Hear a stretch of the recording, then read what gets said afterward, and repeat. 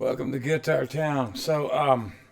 Continuing this Gibson thing, we're going to get into the jumbos, the big Gibsons now, and kind of the granddaddy of all those instruments are the Roy Smeck guitars, which were built as Hawaiian guitars. This is a Roy Smeck Radio Grande, and I owned the reissue that Gibson did a few years back. That because I always wanted one of these, and it wasn't particularly accurate. It's a hard thing to duplicate because a Spanish guitar version of a Radio Grande is actually in the real world a conversion. These were built as Hawaiian guitars, built to be played probably flat on your lap like that, and they had big, huge necks to facilitate maybe like all kinds of tunings and relatively heavy strings. And Roy Smeck was a multi instrumentalist and a vaudeville performer. He didn't sing, so he kind of had to have a gimmick to keep his deal. He was known as the what, the Wizard of the Strings or the King of the Strings or something like that. Wizard of the Strings, I think. But he played banjo, he played ukulele, he played guitar. He played Martin guitars by and large and ukuleles, but Martin did not endorse artists. They just didn't do it at that point. So he wanted a deal. They would give you a discount, but that was the best that you could do with a Martin. So he went to Gibson and then later on to Harmony and endorsed a whole wide range of Harmony instruments. The Roy Smeck Stage Deluxe and the Roy Smeck Radio Grande were basically the same configuration. Big, huge body because it was designed to be really hugely resonant and loud because it was designed as a Hawaiian guitar, a pre-electric Hawaiian guitar, an acoustic steel guitar, as it were. So it's this thing is probably the most resonant acoustic guitar that I own. It's been sitting a while, so I use it in open tunings a lot. I've got tuned to a standard tuning today, or at least until I put the capo on and this weird thing that I do with the drop E. But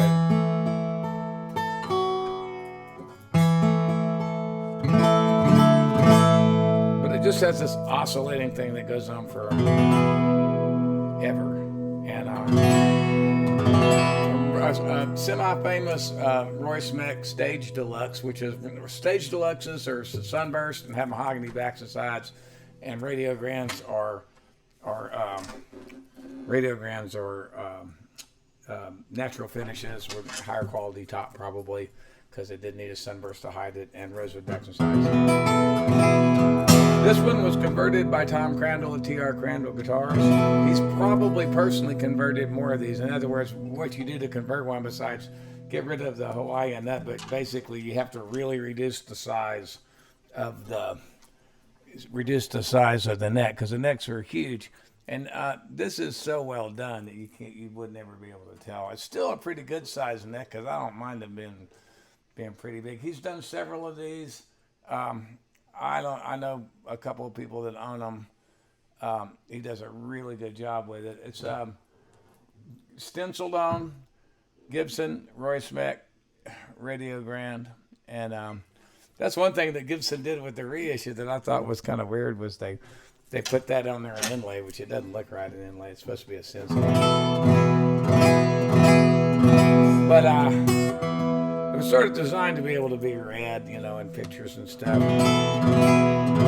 It's one of the best guitars I own. I used it on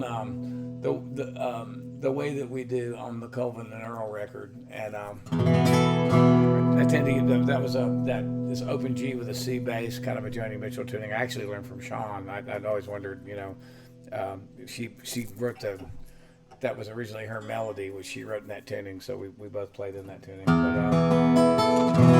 But I've got a cape on the second fret with the drop E thing, and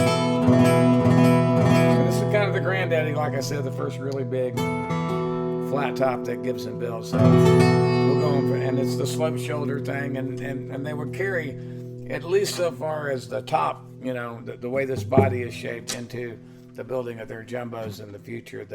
There's two types of Gibson jumbos. There's the J185, J200 thing, J100, which is the big, cowboy guitar, and then there's the more traditional slope-shouldered dreadnought based on the Martin dreadnought. They just slightly changed the shape of the body, and this is the beginning of that. Even though it was built as a Hawaiian guitar, but I'm going to play a Ellis Unit 1 on this because I think I recorded that on the reissue that I owned.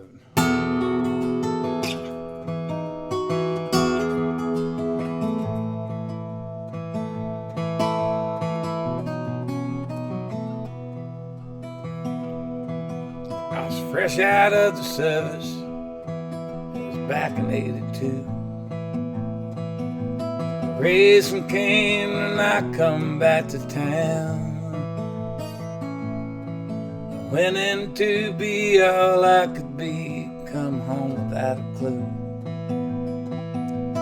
Married Dawn, had to settle down. So I hired on at the prison. Guess I always knew I would. Till I'm my bed and both my uncles done. Worked on every cell block now, things were going good. Till they transferred me to Ellis Unit 1. Swing low, swing low, swing low and carry me home. Now my daddy used to tell me about them long nights at the walls, how they used to strap them in the chair. There were kids down from the college and they'd bring the beer and all. When the lights went out, a cheer rose in the air. I guess folks just got too civilized. No sparkers gathering dust. No one wants to touch a smoking gun. They got that injection now, don't mind as much, I guess. They just put them down on Ellis Unit 1. Swing low, swing low, swing low and carry me home.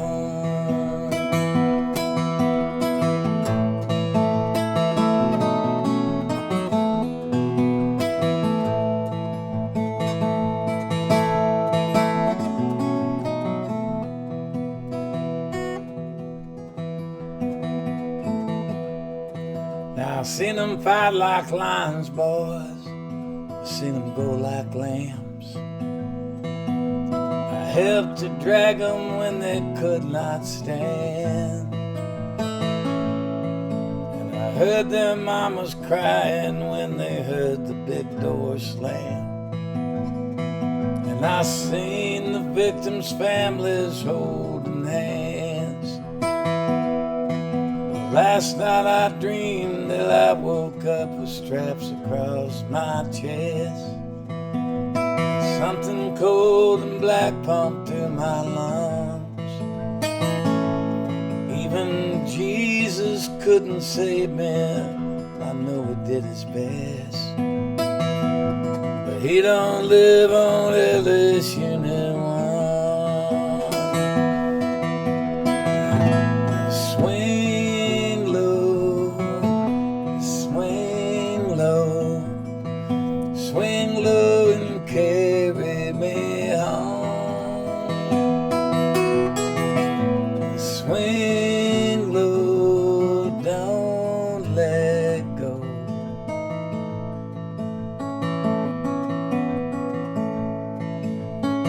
Swing low and carry me home.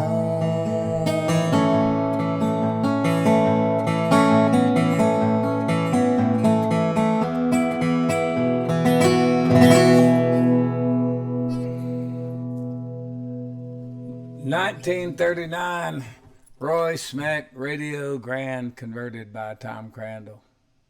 See y'all.